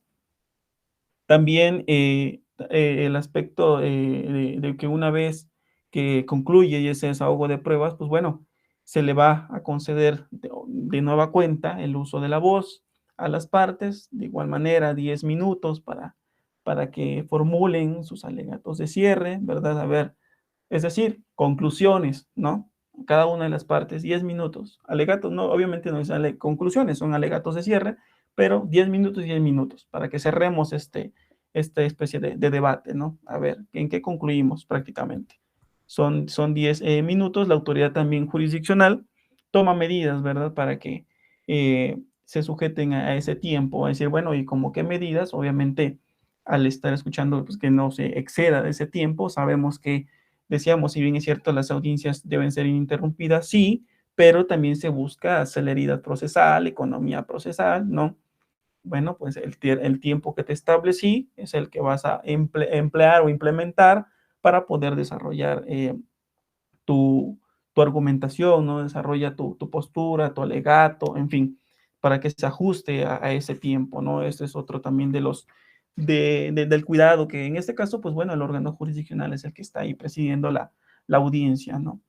Se va a declarar ya una vez que los alegatos, tanto de, bueno, sobre todo el de cierre, culmine, pues después se declara el asunto visto y se emite la sentencia definitiva.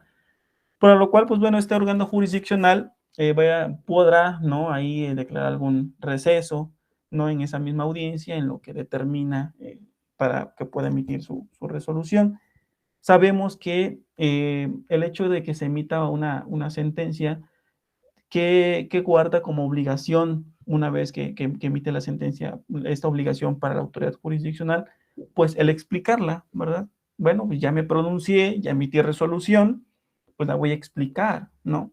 Voy a explicar la sentencia, ¿verdad?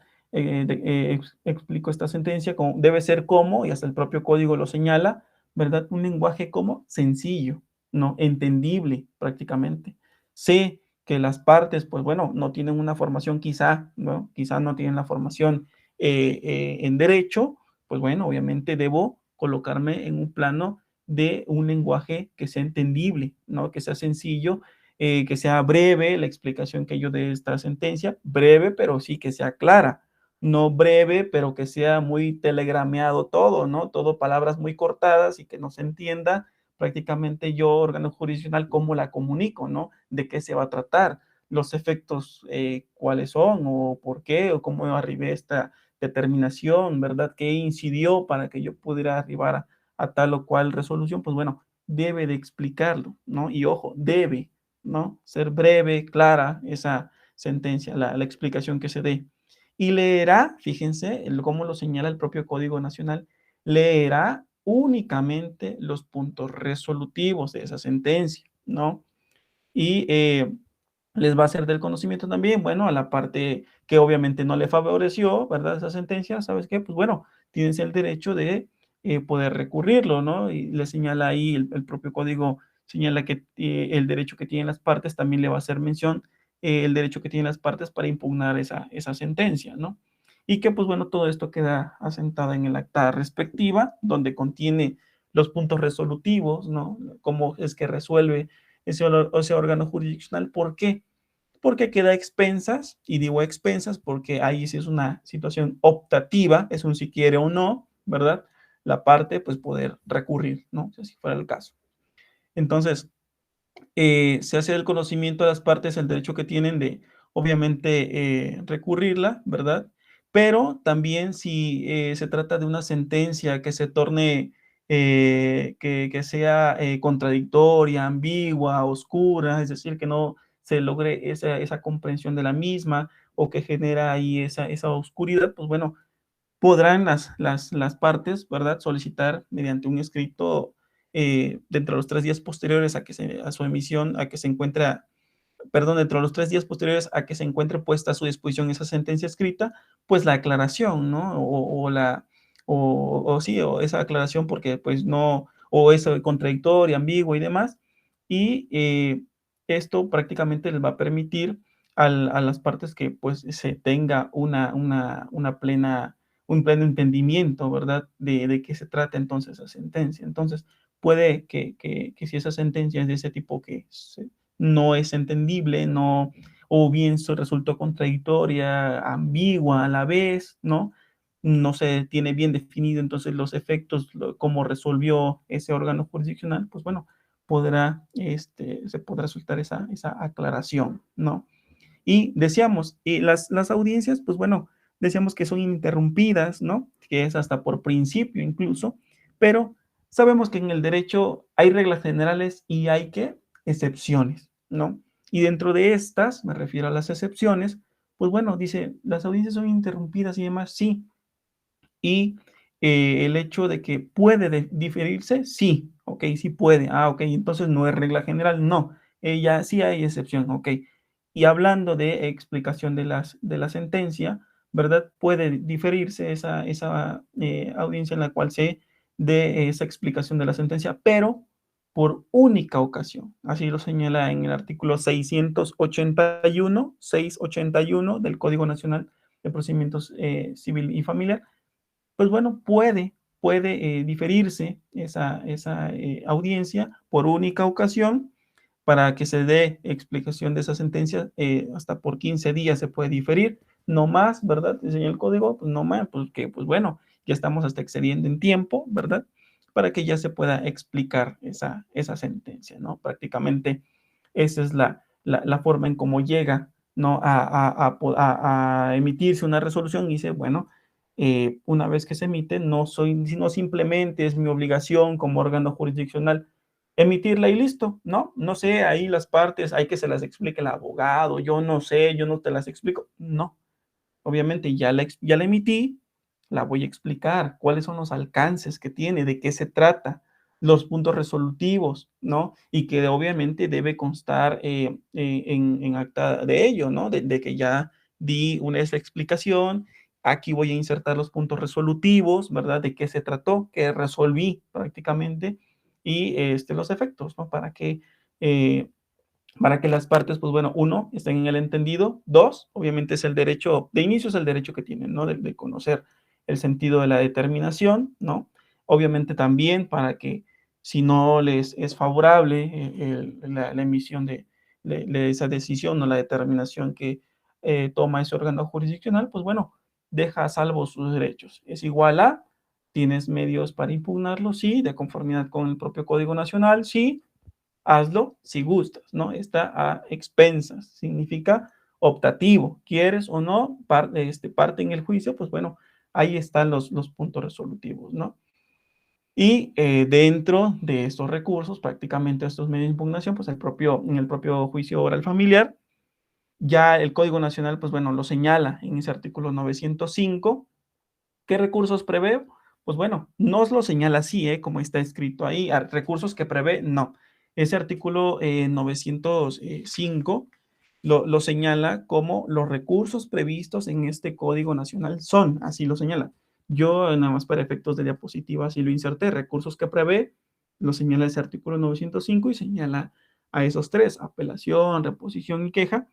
Esto lo vamos a encontrar establecidos, ¿verdad? Este apartado o más bien es el libro séptimo de los recursos, así lo señala el código, libro séptimo de los recursos, capítulo único, las disposiciones generales a partir del 904 en sí, pero es en el artículo 905 donde señala que los recursos previstos en este código nacional son y señala a estos, ¿no? Tanto apelación, reposición y queja, y que pues bueno, esto son estos recursos, ¿verdad? En donde pues las partes pueden, de las que pueden echar mano, ¿verdad? Pueden presentar o interponer, sobre todo interponer, ¿verdad? Cuando, obviamente, de acuerdo a la procedibilidad de cada uno, porque obviamente en el Código Nacional se señala la procedibilidad, ¿no? Cuándo procede cada uno de esos recursos, ¿verdad? En cuanto a efectos se refiere, ¿qué se busca con la apelación? Se busca o bien que confirmen, ¿verdad? O bien en el sentido en que se llega a emitir lo que se resuelva en recurso de apelación, bien pueden confirmar el propio, en la segunda instancia pueden confirmar, pueden revocar o bien modificar, esos son los efectos, confirmar, revocar o modificar la resolución que se impugne. Eso es lo que puede suscitarse, ¿no? Al resolver ese recurso, pues bueno, bien me confirman la sentencia, la revocan, ¿verdad? O la modifican esa resolución. ¿Y quiénes pueden llevar a cabo ese trámite? Bueno, perdón, en la interposición del recurso de apelación, pues las partes, ¿no? Las partes, ¿quiénes? Pues la que considera pues que recibió algún agravio, ¿no? Que le genera ese perjuicio, o sea, que no le beneficia lo resuelto, ¿no? Alguna otra persona que le llegue a repercutir, ¿verdad? El resultado del juicio, pues también, o quienes tengan algún interés jurídico y también les perjudica la resolución, ¿verdad? Judicial. Incluso, vean, algo curioso, pero el propio Código Nacional también señala, dice, quienes no podrán, y te señala al decir, ¿sabes qué? Si a ti te benefició, pues tú no podrás interponer recurso. Y si te quedas pensando y dices, pues bueno, pues si me favoreció, pues ¿para qué interpongo, verdad? ¿Para qué me inconformo contra algo que pues obviamente me beneficia? Pero ojo, sí señala el hecho de que me puedo adherir, es decir, sumar a, ahí ahorita me voy a referir a esto, ¿no? Tocando el tema dentro de lo que es la apelación, ¿verdad? Señala que, bueno, me dice tú que obtuviste una sentencia que te favorece, ¿verdad? ¿Para qué vas a apelar? ¿No? Como que para qué te vas a inconformar de algo que te está, que te fue un resultado positivo, vaya, ¿no? Entonces, bueno, quizá no te vas a inconformar, ¿verdad? O a interponer, no vas a interponer este recurso, ¿verdad? Pero, pues bueno, sí lo que puedes hacer es adherirte, es decir, robustecer, ¿no? Robustecer lo resuelto en primera instancia, ¿no? Ah, bueno, pues eso sí podrás, ¿no? Y pues bueno, en el artículo 911 de este código, pues se señala la procedibilidad, ¿no? Así lo vamos a nosotros a encontrar de esta procedibilidad. Cuando escuchemos esto de la procedibilidad del recurso, pues prácticamente es contra qué procede entonces, qué tipo de resoluciones, ¿no? Y ahí establece un fraccionado dentro de ese fraccionado son 10 fracciones, las primeras 10 fracciones, cuando procede el recurso de apelación, lo maneja en efecto devolutivo o en ambos efectos, ¿no? Pero en el 911 señala, ¿verdad? Contra sentencias definitivas, contra el auto que tenga por contestada o no la demanda principal, por ejemplo, ¿no? Voy mencionando algunos, ¿no? Alguna medida de apremio, resoluciones dictadas en los procedimientos sucesorios, en fin, de acuerdo, obviamente, a nosotros la actuación o más bien la resolución que vayamos a impugnar, a interponer el recurso, perdón, de apelación, es el que, digamos, a invocar, vamos a fundamentar nosotros, ¿no? Por ejemplo, artículo 911, ¿qué fracción, no? Se trata de una sentencia definitiva, ok, la fracción primera, por ejemplo, ¿no? Entonces, es lo que vamos a ir nosotros encontrando aquí en nuestro código en el 911 y 912, pues bueno, vienen ahí más bien en el 911 vienen la procedibilidad de ese recurso, ¿no? ¿Contra qué procede? ¿No? De forma muy un tanto más acotada, pues quise señalar, bueno, en sí los efectos de la apelación, ¿qué puede pasar al resolverse la apelación? Confirmar, revocar o modificar. ¿Quiénes la pueden apelar? Pues bueno, aquella es la parte que no obtuvo sentencia favorable o a alguna persona que posiblemente le dé para perjuicio, ¿verdad? La resolución que se obtuvo. Los plazos, hablamos de tiempos prácticamente, ¿no? Pero bueno, ahorita antes de señalar lo de los plazos, menciono lo de la adhesión, perdón, que había quedado pendiente esto de que me puedo adherir. Oiga, pero si a mí me benefició, pues bueno, el código me dice tú para qué interpones apelación si te benefició, ¿no? Pues bueno, el artículo 913, el 913 señala la parte que obtuvo sentencia definitiva favorable puede, no es obligatorio, optativo, puede, no dice debe, puede adherirse a la apelación interpuesta en contra de la sentencia definitiva al momento de contestar los agravios, expresando los razonamientos tendientes, fíjense, a mejorar las consideraciones vertidas por la autoridad jurisdiccional en la resolución de que se trate. ¿A qué se refiere? Que vas a robustecer, ¿no? Obviamente, si el órgano jurisdiccional consideró que consideró en sus considerandos, estableció estos puntos que a ella o a él le sirvieron para determinar estos puntos resolutivos y obviamente la determinación, ¿no? Que tomó, ¿ok? Pues lo voy a robustecer, ¿no? Ahí voy a señalar, obviamente, voy a adherir, me sumo a lo que el propio órgano jurisdiccional ya resolvió, ¿no? Obviamente no, ahí sería, no sería interponer, voy a interponer apelación, no, eso es para a la parte que no le benefició, pero por el contrario, digo, a mí sí me benefició, pues si quiero, me voy a adherir, eso obviamente robustecer, ¿no? Lo ya determinado. Entonces, fíjense que señala aquí en ese 903, en la parte final, con dicho escrito, se dará vista a la contraria para que en el plazo de 3 días manifieste lo que a su derecho corresponda. ¿Sabes qué contraria? Se adhirió, ¿no? Está estableciendo aquí de forma escrita, pues, sus posturas, ¿no? El por qué considera de que se resolvió conforme a derecho, no sé, ¿no? Sus planteamientos, sus razonamientos del por qué el adhesivo porque, de esta adhesión a lo resuelto en primera instancia, ¿no? Y fíjense, donde le señalaba de que no puede apelar la parte que obtuvo obviamente una respuesta favorable, digo, para que también lo tengan ubicado, es en el artículo 914, segundo párrafo, vean, ahí señala, no puede apelar, no puede apelar la persona que obtuvo todo lo que pidió. La parte vencedora que no obtuvo todo lo solicitado puede apelar en lo que a estos puntos de la resolución se refiere.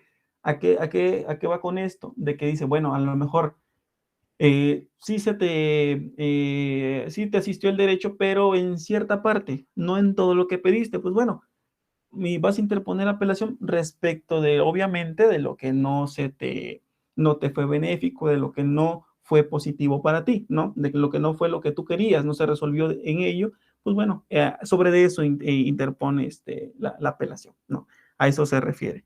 Y ya señala en el artículo 915 precisamente los plazos, ¿no? 9 días, y cuando se trate de una sentencia definitiva, pues bueno, dentro del término de 9 días, ¿no?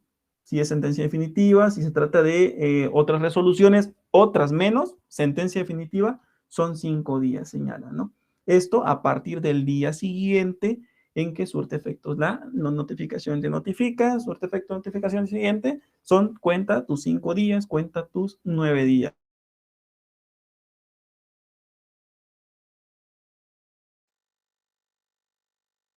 Esa resolución que estás impugnando, ¿no? Quien emitió ante esa autoridad. ¿Por qué? Porque tendrá también un tiempo para que tenga integrado ese expediente y a su vez lo pueda remitir ante lo que es la segunda instancia, ¿no? Entonces, ese es de forma ahí establecida lo que en este código señala, ¿no? De que prácticamente se dará trámite a ese recurso por parte del órgano jurisdiccional, ¿verdad? Van a remitir la expresión de los agravios, es decir, en qué le perjudica, en qué le genera, en qué no le está beneficiando a esa persona y todo eso, esos razonamientos, todo lo que exponga, pues bueno, la parte quien interpone el recurso de apelación, pues debe de incluir este escrito esta expresión de agravios, ¿no? Y que obviamente todo ello pues se le da vista a la parte contraria hasta por 3 días, sobre todo se le va a dar vista a esta parte contraria por 3 días. ¿Por qué? Porque se tiene que remitir el expediente por parte de primera instancia, ¿sabes qué? Mándalo a segunda instancia para que pueda resolverlo. Cuando llega el expediente de segunda instancia, va a decir segunda instancia, ¿sabes qué? Ahí se le denomina toca, ¿no? El toca de apelación, ¿no? En ese toca de apelación va a calificar todavía, ¿eh? No que significa que ya la admitieron, no. Segunda instancia va a calificar la admisión, ¿verdad? Y el efecto si es un efecto devolutivo en ambos efectos. Y en caso de que se confirme, ¿verdad? Sí, se admite y demás, está todo bien. Sí, se va a citar para oír sentencia, ¿no? Determinará fecha y hora para la sentencia y una vez que se admite, decíamos, y califica ese recurso, ¿verdad? Y una vez que se señaló fecha para que se lleve a cabo la celebración de la audiencia oral, se le va a dar uso de la voz a las partes. De igual manera, 10 minutos a cada uno de las partes, y esto para efectos de qué? De que, pues bueno, realicen sus aclaraciones, establezcan de forma resumida los agravios, ¿verdad? De 10 minutos para cada uno. Ahora sí que va a la persona, en este caso se trata de magistrada o magistrado, ¿verdad? Ponente, va a escuchar a las partes, ¿no? 10 minutos para cada uno para que le planteen prácticamente alguna aclaración, sus agravios, ¿verdad? O la contestación hacia los mismos y se va a citar a esas partes para que escuchen sentencia, para que oigan sentencia, ¿verdad? Dentro de los 3 días siguientes a que, a que se haya señalado la celebración de la audiencia oral, ¿no? Y que, pues bueno, se va a emitir esa resolución en definitiva, decíamos, ¿no? Ahora, ¿qué pasa con el recurso? Perdón, este se quedó aquí retrasado. Esto ya del tiempo, esto es lo que les había comentado del trámite del recurso, ¿no? La expresión de agravios. y este es de que se remite a la segunda instancia el expediente, ¿verdad? Y obviamente va a calificar la segunda instancia, decíamos, si la admisión del mismo, ¿no? Y bueno, el de reposición, este recurso de reposición, ¿verdad? La procedencia de este recurso la vamos a encontrar nosotros en el artículo 927. 927, ese artículo del Código Nacional de Procedimientos Civiles y Familiares. Y en esa procedibilidad o en esa procedencia, en contra de qué acuerdos, por ejemplo, bueno, en contra de aquel que califique de admisibilidad del recurso de apelación, ¿verdad? Y así como su efecto. Cuando no se admitan pruebas también, bueno, pues ahí es procedente el de reposición, ¿verdad? ¿Cómo se llama? Ese recurso de reposición. Y también este se va a interponer entre los 3 días siguientes en que surte efectos la notificación, ¿verdad? Tengo 3 días para interponer ese recurso. Si me lo admiten, ¿verdad? Le van a dar vista a la parte contraria. Volvemos aquí a los principios procesales.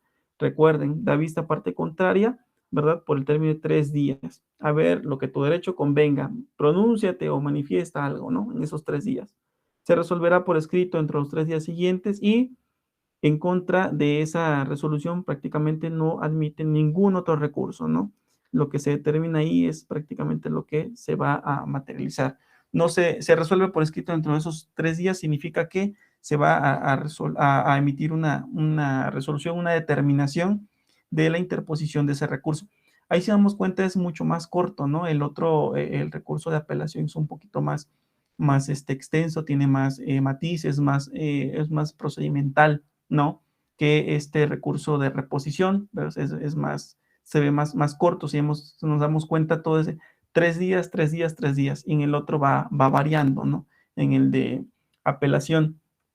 Y por último, perdón, a ver, tenemos el de queja, este recurso de queja, de igual manera, siempre es importante señalar la procedencia, ¿contra qué?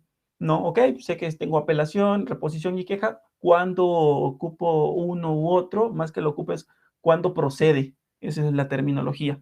¿Cuándo procede uno u otro? Bueno, la procedencia, esa vamos a encontrar en este artículo 900, reitero, perdón, 929, el de queja, contra la resolución que niegue la admisión de la apelación, por ejemplo, o la adhesión. No, es que me negaron la admisión para mi adhesión al de apelación. Recurso de queja. No. O es que me negaron la admisión del recurso de apelación. Ok, el de queja. No. En contra de alguna resolución que se emita para fijar un monto de alguna fianza, por ejemplo, cuando se trata de alguna apelación. Ok, pues bueno, pues esto contra ese acuerdo será el recurso de queja. ¿Ante quién se va a interponer? Pues ante la autoridad de primera instancia, ¿no? ¿Qué plazo tengo? Bueno, dentro de los 3 días siguientes en que surte efectos esa notificación del proveído que se recurra, ¿cuál? Del que me están señalando en mi procedencia, ¿no? En esas 2 fracciones prácticamente del 929, ¿no? ¿Y qué más debo hacer? Debo señalar también mis motivos de inconformidad, ¿no? Es decir, oye, bueno, la queja, ¿por qué estoy interponiendo recurso de quejas? Voy a expresar esos motivos, ¿verdad? Para que obviamente sea precisado, ¿no? Esos aspectos del por qué se está interponiendo el recurso de queja. Una vez interpuesto, ¿qué pasa? Pues la autoridad de primera instancia remite a la segunda instancia, ¿verdad? Dentro de los 5 días, dentro de, pues, el primero, segundo, tercero, cuarto, quinto día.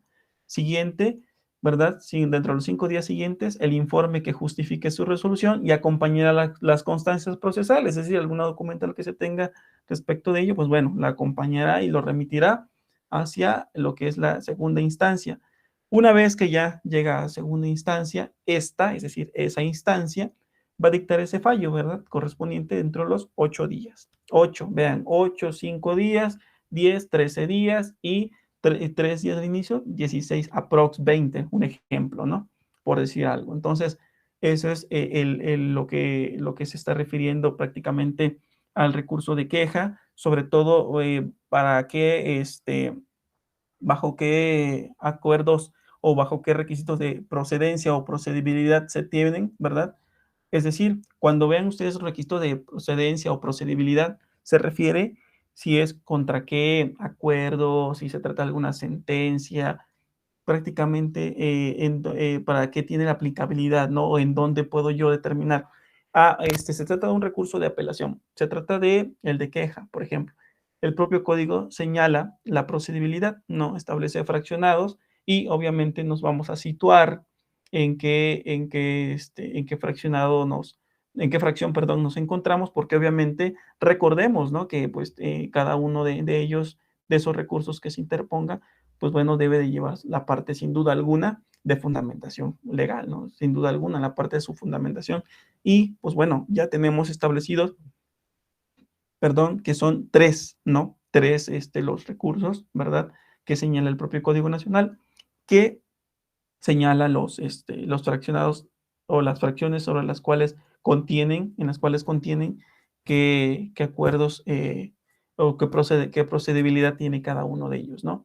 Y la temporalidad, los términos que señala el propio código también para que los tiempos, ¿no? No nos vayan a ganar también los tiempos ahí de la interposición, se vaya a agotar los tiempos. Recordemos que también es otro de los principios, ¿no?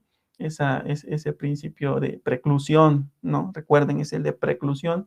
Si recuerdan al inicio de la charla que decíamos que son prácticamente los tiempos que nos está fijando el propio, en este caso el propio código, y que pues bueno, una vez si se transcurre ese tiempo y no se hizo uso, o bueno, sobre todo no se accionó, ¿verdad? Con relación a lo que tenías que presentar o interponer, pues bueno, queda ya perdido ese derecho, ¿no? Ya precluye, como con el término legal se emplea, ¿verdad? Precluye ese derecho. Y pues bueno, estos son los recursos que quería o quise proyectarles. Y pues bueno, ya a nombre de un servidor, sería eso todo por mi parte. No sé, igual si el propio, como tal, el propio colegio me lo permite, el propio instituto, presentar, este es el libro del que la maestra amablemente refería en la presentación que de un servidor hizo al inicio de esta pequeña